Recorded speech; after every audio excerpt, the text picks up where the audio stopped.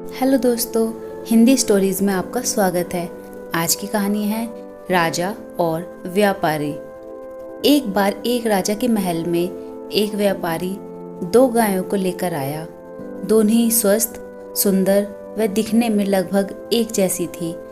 व्यापारी ने राजा से कहा, महाराज, ये दोनों गायें माँ बेटी हैं, परंतु मुझे यह नहीं पता है कि दोनों में से माँ कौन है और बेटी कौन है।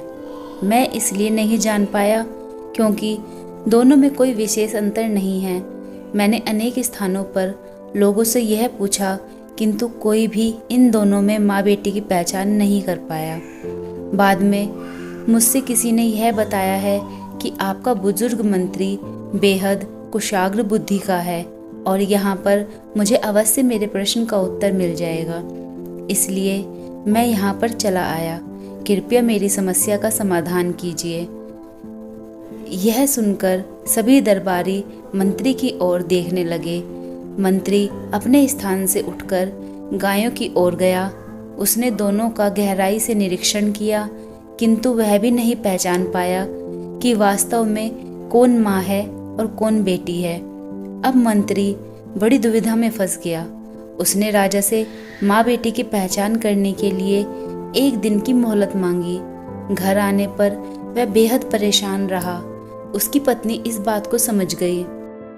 उसने जब मंत्री से परेशानी का कारण पूछा तो उसने सारी बात बता दी।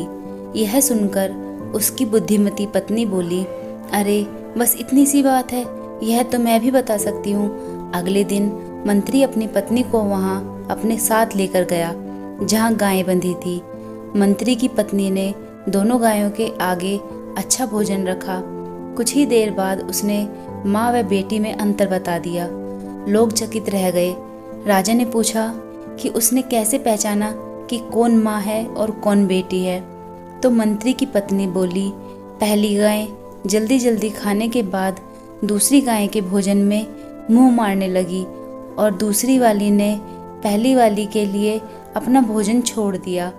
ऐसा केवल एक माँ ही कर सकती है, यानी दूसरी वाली माँ है। माँ ही बच्चे के लिए भूखी रह सकती है।